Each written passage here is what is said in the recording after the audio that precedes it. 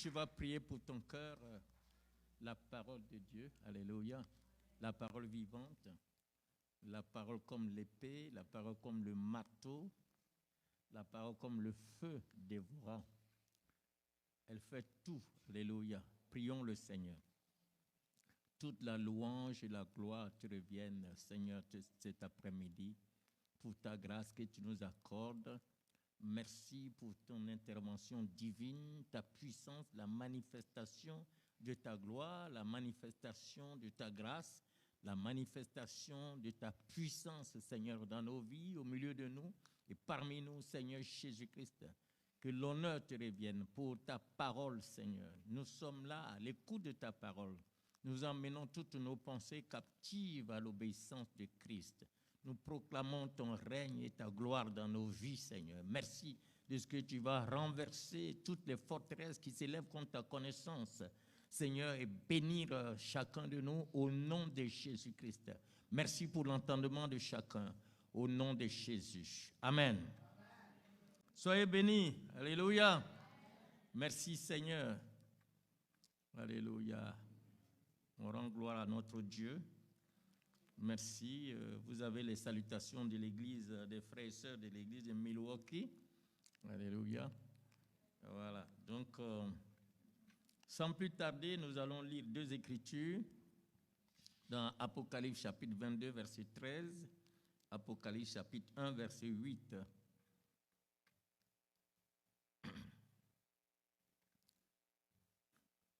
Apocalypse 22, 13, Jésus dit: je suis l'alpha et l'oméga, le commencement et la fin, le premier et le dernier. Et Apocalypse 1, verset 8 dit: je suis l'alpha et l'oméga, le commencement et la fin, dit le Seigneur, qui est, qui était et qui vient, le Tout-Puissant. Alléluia. Philippiens chapitre 1, verset 6 nous dit: ayant l'assurance que celui qui a commencé en vous une bonne œuvre l'achèvera au jour de Jésus-Christ. Que le Seigneur bénisse sa parole.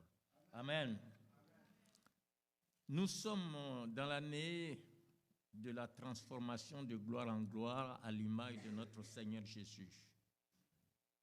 Transformation de gloire en gloire dans tous les vies. Nous avons parlé de nos attentes qui seront réalisées.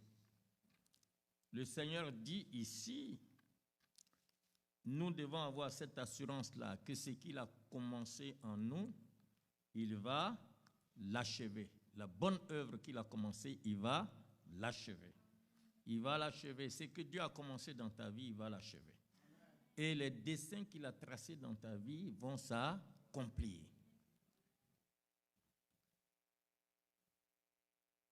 Tout ce qui a été programmé par Dieu dans ta vie, avant ta naissance, va se réaliser. Mais il y a un chemin.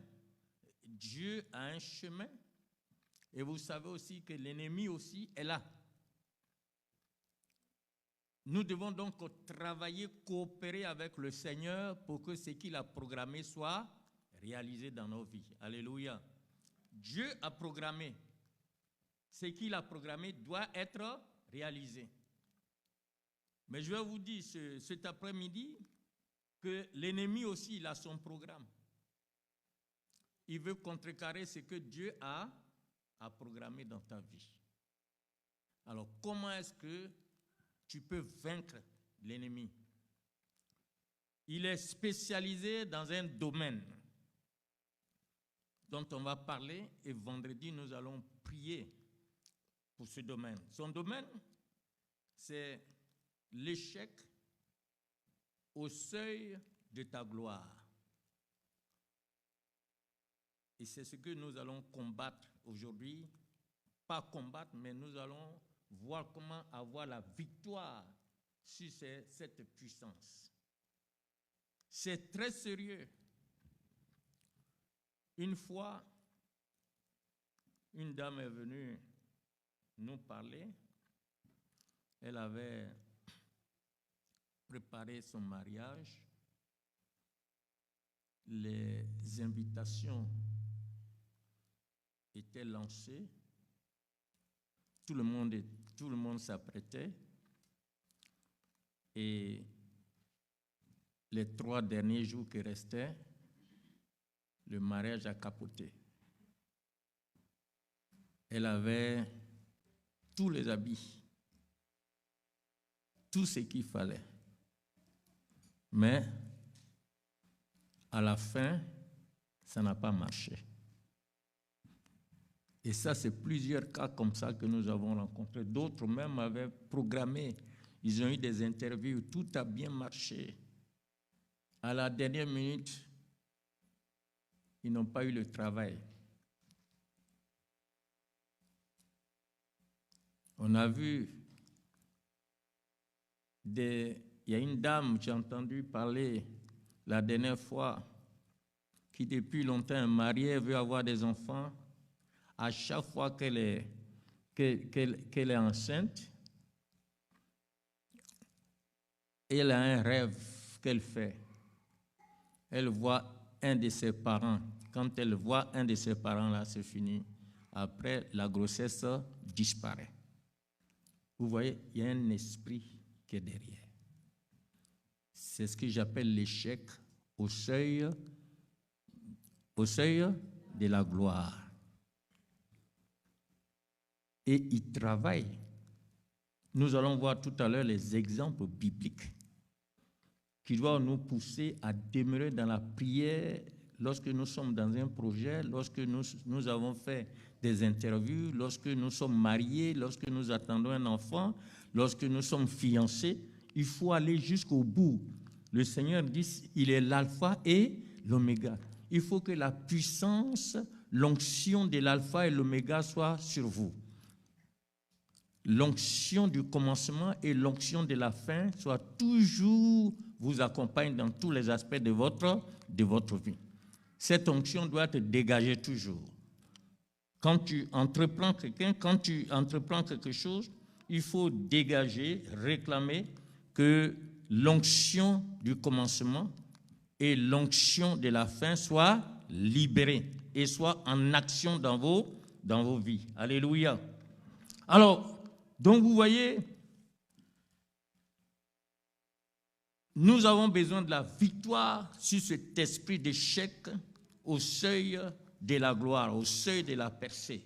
Parce que cette année, Dieu veut que chacun de nous réalise tous ses projets, réalise tous ses desseins, tous les desseins qu'il a tracés pour notre vie. Alors, pourquoi est-ce que nous devons prier? Nous devons prier parce que dans 1 Corinthiens chapitre 16, verset 9, l'apôtre Paul nous dit « Car une grande porte est d'un accès efficace mais ouverte, et les adversaires sont nombreux. » Une grande porte, mais ouverte. Mais il dit de prier, parce que quoi?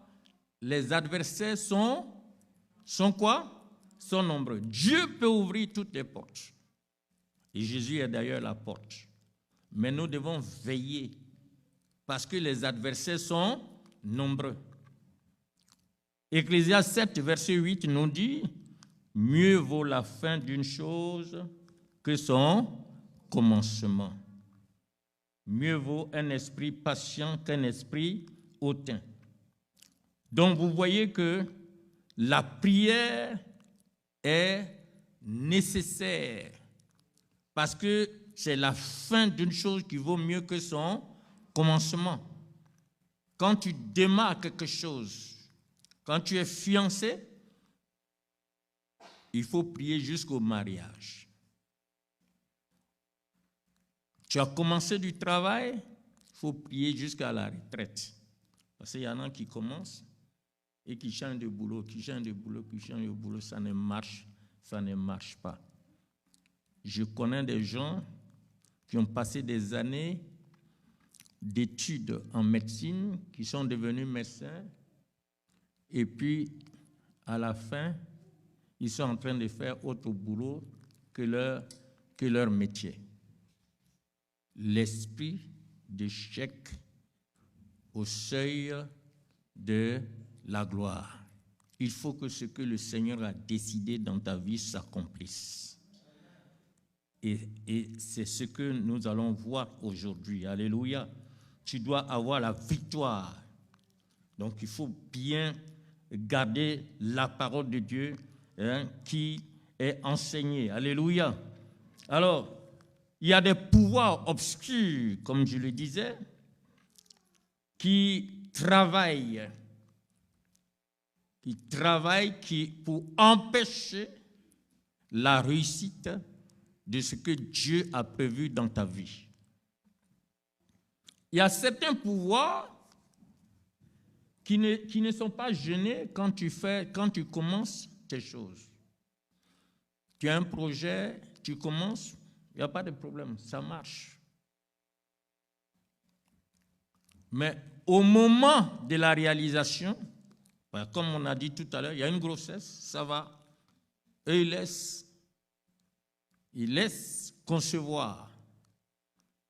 Mais au moment où l'enfant doit se développer pour que la famille jouisse de la grâce de Dieu, c'est là qu'il intervient. Et ça, ce sont des pouvoirs qui sont toujours à l'œuvre. Et nous devons donc les combattre. Nous devons les vaincre au nom de, et parce que leur mission, c'est de gaspiller tous les efforts, tout le temps et le temps de travail que tu as investi pour arriver à l'accomplissement de ton projet, à l'accomplissement des desseins que Dieu a accomplis dans ta vie. Il te laisse faire tous les efforts, tout ce que tu peux faire. Et à la fin, c'est juste au dernier moment qu'ils viennent intervenir. Et ça, nous devons travailler cette année, en l'année 2024, ces puissants des ténèbres doivent être vaincus au nom de Jésus-Christ. Tu commences, tu dois, alléluia. Il faut confesser, je commence et je termine au nom de, alléluia. Et c'est vrai, regardons dans Ésaïe 65, verset 21 à 23.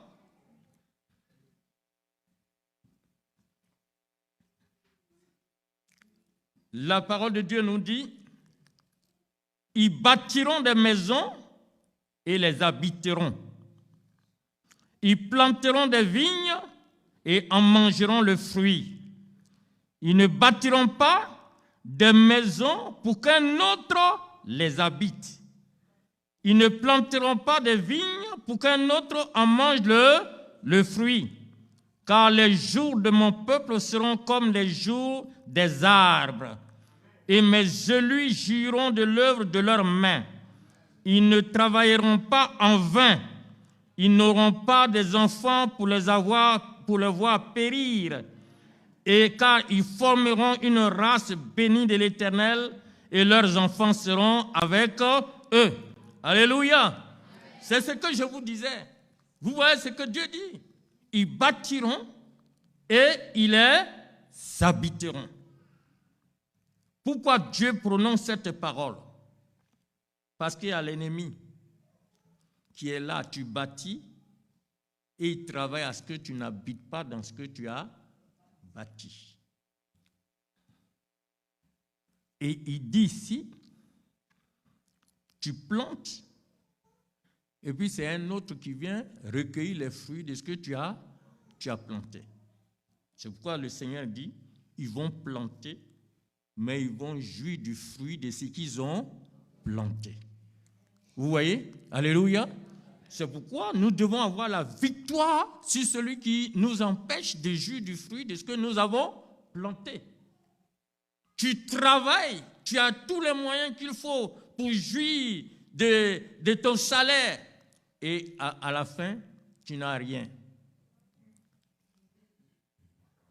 Tu es toujours en découvert. Il y a un problème. Tu dois refuser. Parce que tu plantes pour que tu jouis du fruit que tu as planté.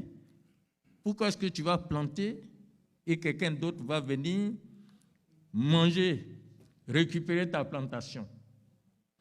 Ça, on doit dire non, au nom de Jésus. Donc, vous devez vous lever dans la prière pour revendiquer votre victoire. Parce que je les appelle, ces genres de personnes sont des vampires des ténèbres qui passent leur temps à guetter, à voler, comme la Bible dit. Le voleur est venu pour dérober, pour égorger et pour détruire. Lui, il ne fait rien. Il attend que toi, tu fasses des choses et il vient, il te vole. Ça, c'est quel esprit, ça? Il ne fait rien, il dort, il mange, je connais. On était à Paris, on a hébergé des gens, puisqu'on avait notre pasteur qui était aumônier dans une grande prison de Paris, Fleury-Mérengis, et il y avait des prisonniers qui étaient prêts à sortir, ils n'avaient pas d'hébergement. Et on lui a dit, bon, ils peuvent venir à la maison. Donc, il y a 2 qui sont venus. Il y a un là, lui, il est spécialiste. Il était spécialiste. Il a accepté le Seigneur en prison. Il était spécialiste de falsification des chèques, des cartes bancaires.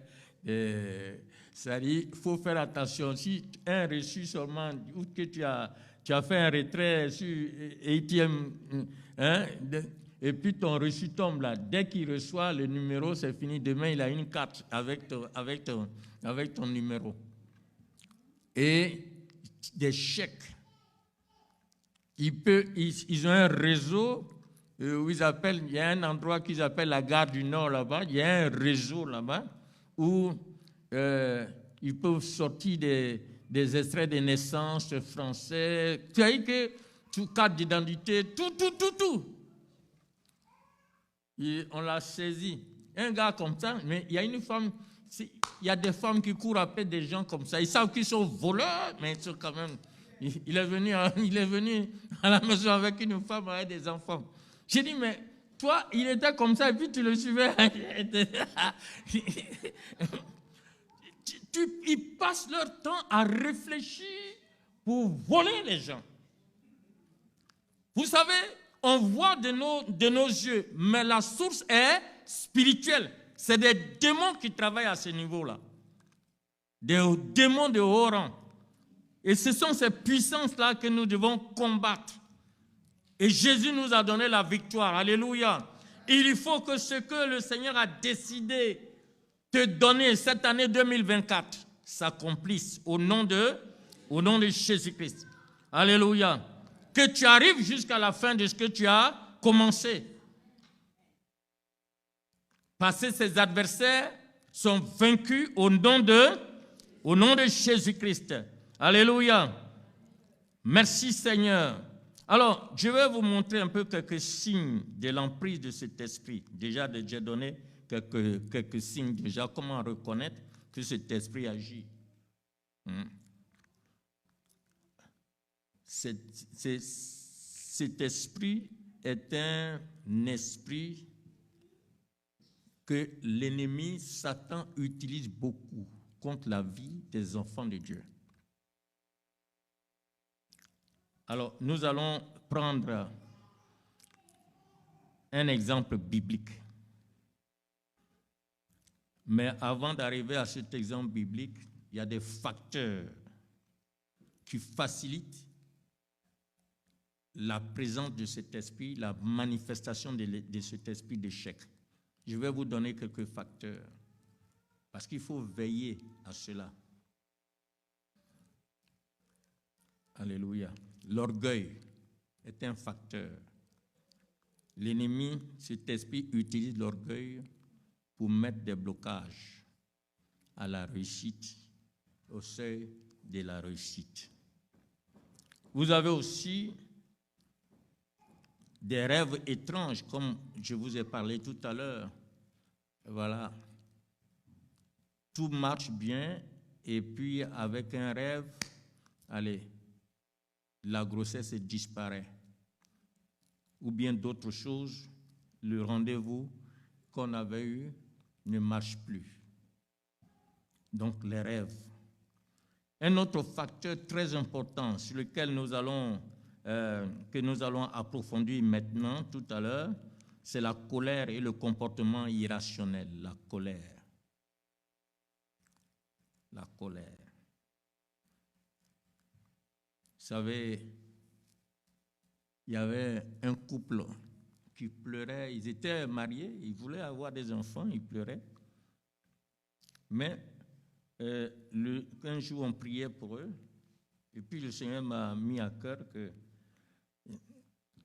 l'ennemi, il veut les honir. Mais il utilise la colère.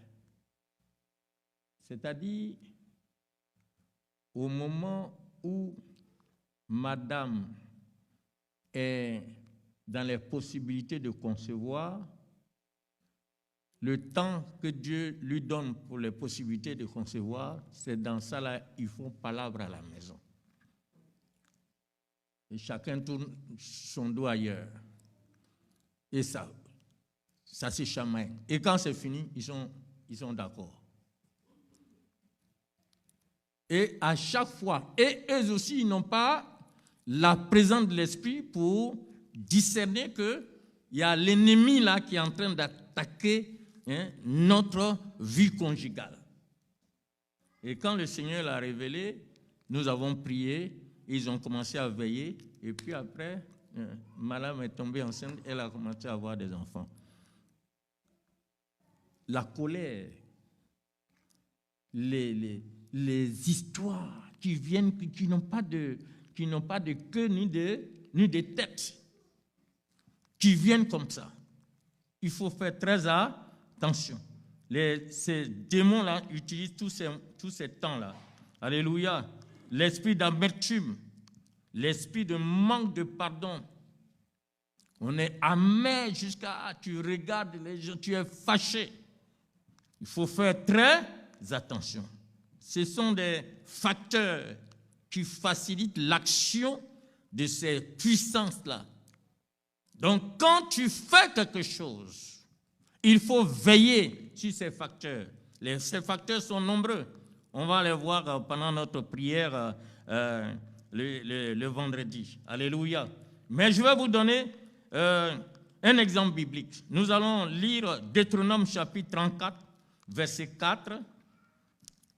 Deutéronome 3 aussi, verset 23 à 27. Nous allons lire pour bien comprendre mon sujet. Alléluia. Merci Seigneur.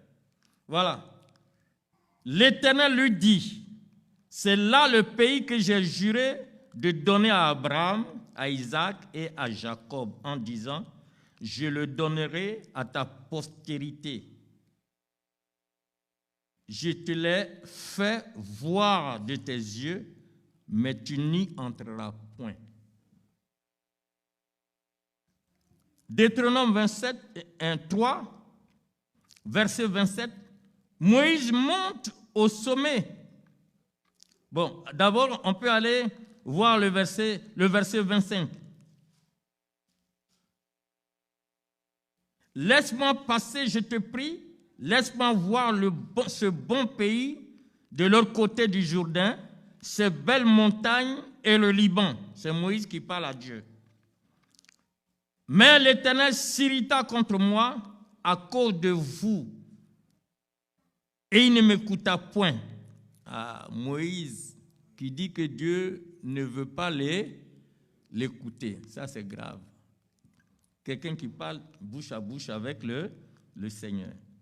L'Éternel me dit, c'est assez, ne me parle plus de cette affaire.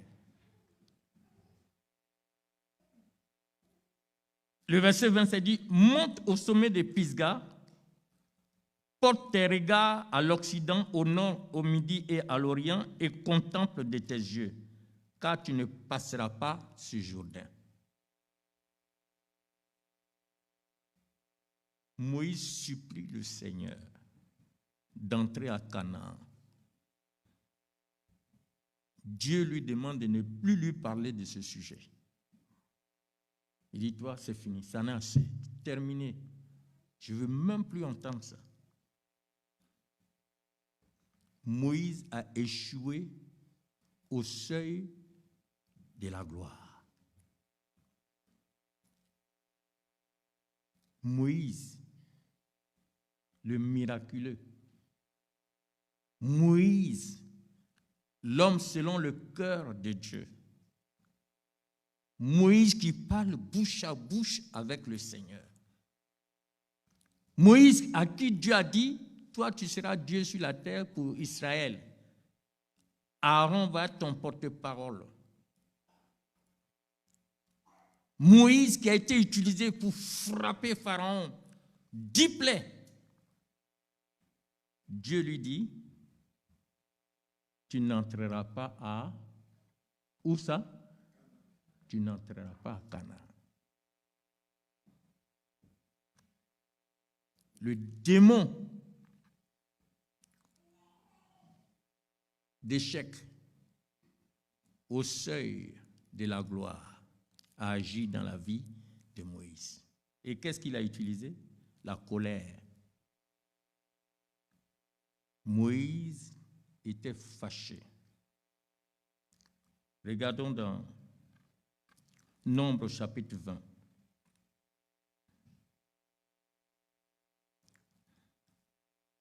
Alléluia.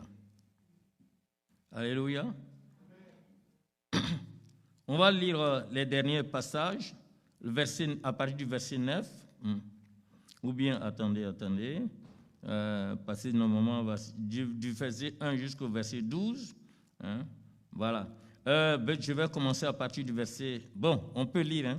Toute l'assemblée des enfants d'Israël arriva dans le désert de Sin le 1er mois, et le peuple s'arrêta à Kadès. C'est là que mourut Marie et qu'elle fut enterrée.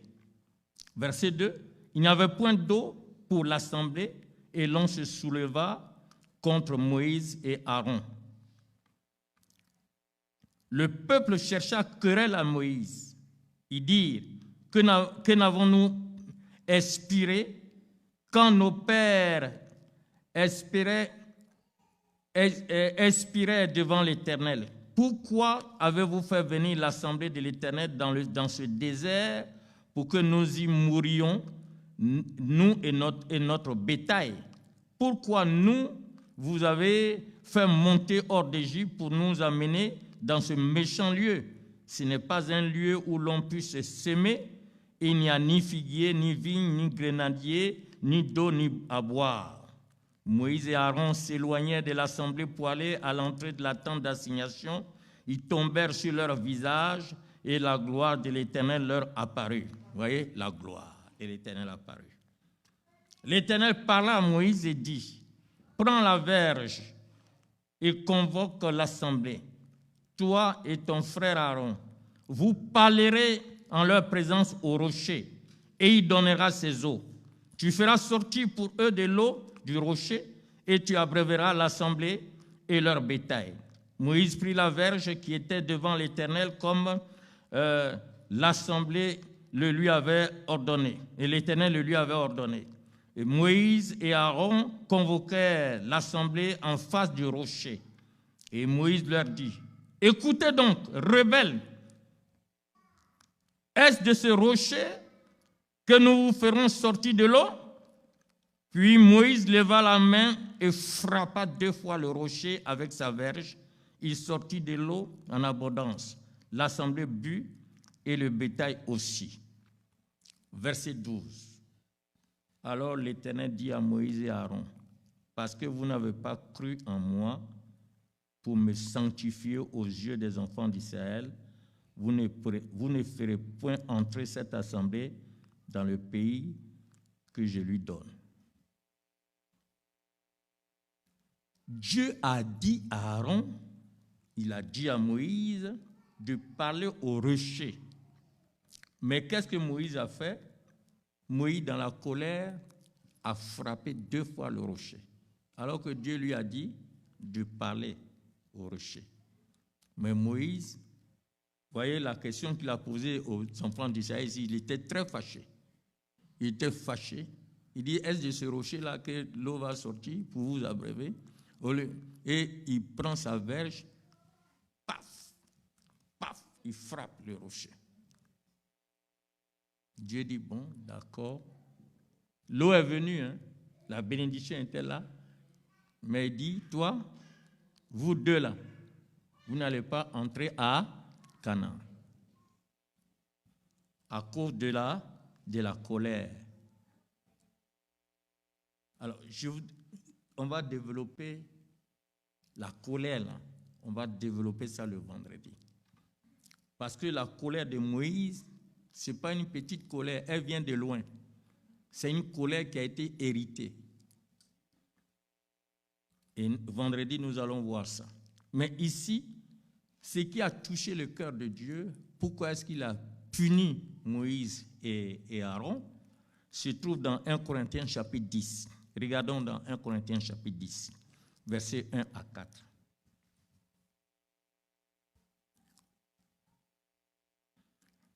Frères, je ne veux pas que vous ignoriez que nos pères ont tous été sous la nuée, qu'ils ont tous passé au travers de la mer, qu'ils ont tous été baptisés en Moïse dans la nuée et dans la mer, qu'ils ont tous mangé le même aliment spirituel et qu'ils ont tous bu le même breuvage spirituel, car ils buvaient à un rocher spirituel qui les suivait, et ce rocher était Christ. Vous voyez? Ça, c'est la première église. Jésus était là. C'est Jésus qui était en même temps la nuée, le Saint-Esprit, parce qu'il est dit ici, ils ont été baptisés dans la nuée et baptisés dans la mer.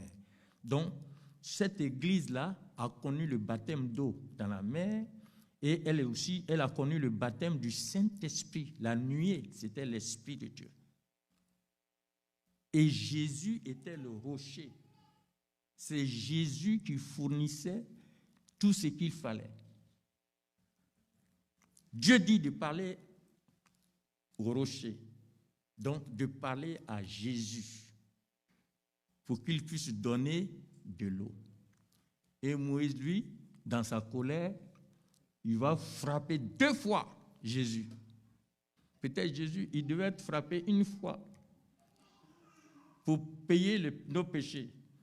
Et Moïse, lui, il prend la verge et puis, à cause de sa colère, il a frappé 2 fois Jésus. Ah non, Dieu ne peut pas pardonner. Vous comprenez le fond? Où la colère peut nous amener. Il faut faire très attention. C'est pourquoi nous devons obéir à la parole du Seigneur. La colère peut causer des dégâts. Elle peut t'empêcher de rentrer en possession de ta gloire. Voilà Moïse et Aaron. Alors, le pauvre Aaron, ce n'est pas lui qui a frappé le rocher, mais comme ils étaient deux toujours. Hein? Donc, c'est un dégât, j'entends ici un dégât collatéral. Hein? Pauvre Aaron, il n'est pas entré à Canaan. Moïse n'est pas entré à Canaan. Mes frères, nous devons faire très attention. Dieu nous appelle cette année-là à aller de gloire en gloire. Et cette gloire est déjà prévue puisque le Seigneur dit, je leur ai donné la gloire que tu m'as donnée.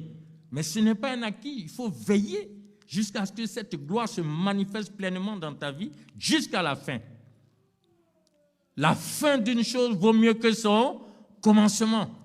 Voilà le grand Moïse, il n'est pas arrivé à Canaan. C'est Josué qui est parti. C'est pour ça aussi qu'il faut être très fidèle. Parce qu'il y a des Josué aussi qui peuvent. Alléluia. Il faut être comme Josué. Il est à l'ombre là-bas. Hein? Lui, il n'a pas frappé, il est à côté. Il est à côté. Alléluia. Donc, Paul nous donne la raison ici. Le rocher qui abreuvait les enfants d'Israël au désert était notre Seigneur Jésus-Christ. Nous devons obéir à la parole de Dieu. Nous devons éviter les colères, les vengeances, tout ce qui peut mettre obstacle à la réalisation des desseins de Dieu dans notre vie. Il faut que Dieu travaille. Et nous allons donc prier pour cela et vaincre ce démon-là au nom de Jésus. Alors, on va continuer notre prière le vendredi soir. Et maintenant, nous allons nous lever, nous allons prier. Vous avez compris le message, j'espère. C'est bien compris? Alléluia. On va se lever.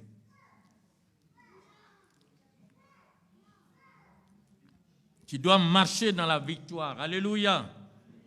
Tu dois marcher dans la victoire. Et il faut veiller. Le diable rôde, il cherche qui? Dévorer. Il sait que le Seigneur a prévu de grandes choses, la manifestation de sa puissance dans ta vie en cette année 2024. Il sait la gloire que Dieu a déposée sur toi, à ton travail, partout où tu te trouves. Il sait.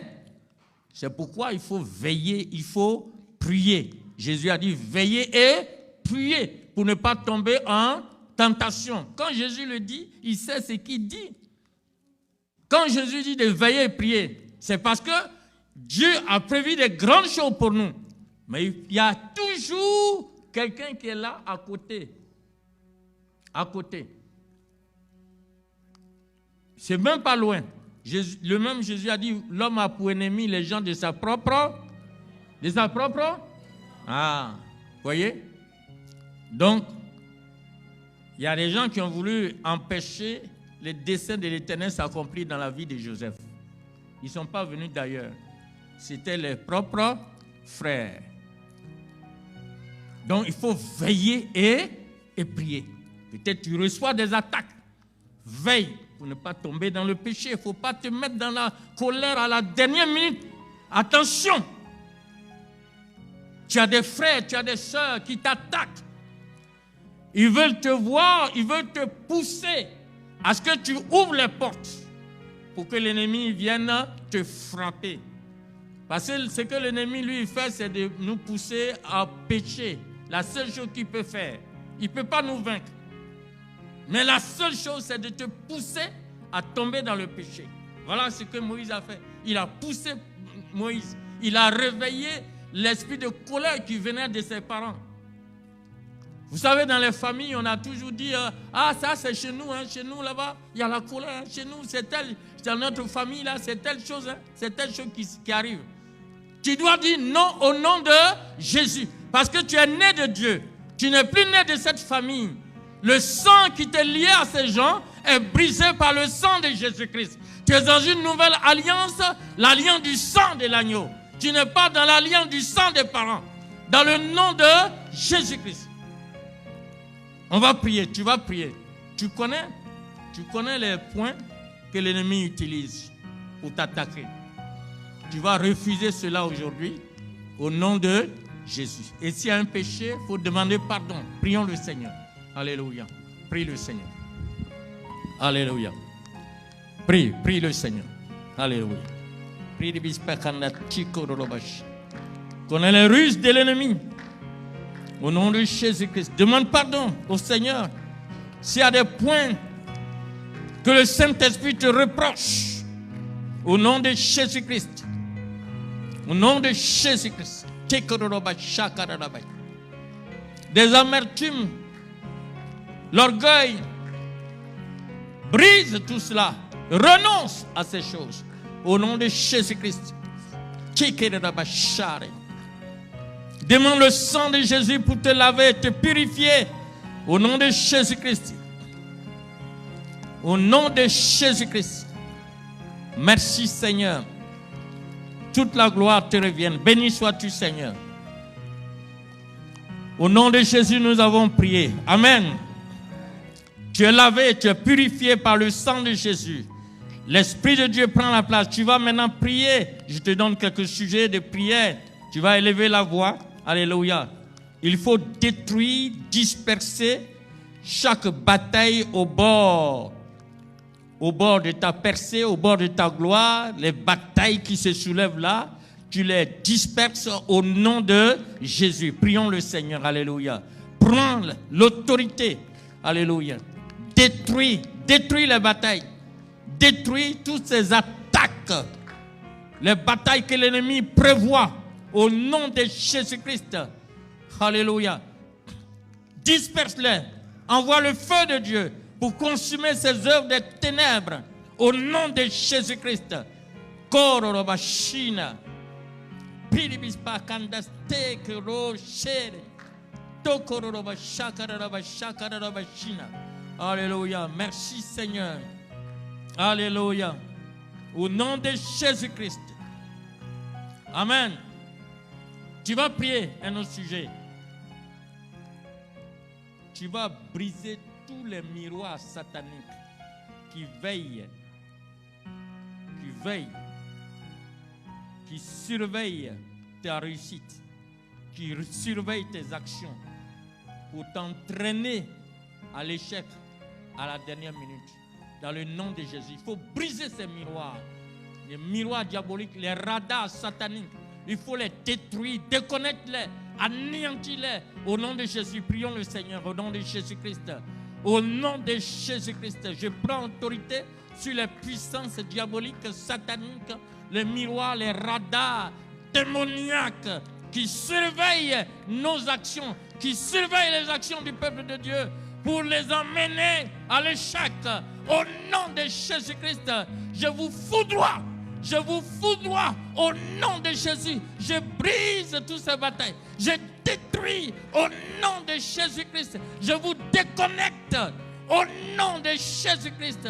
Le feu de Dieu consume toutes vos œuvres au nom de Jésus-Christ de Nazareth. Au nom de Jésus-Christ. Alléluia, gloire à toi Seigneur. Merci Jésus-Christ pour ta gloire. Béni soit ton Saint-Nom Seigneur. Alléluia, merci, merci Seigneur, merci Seigneur. Au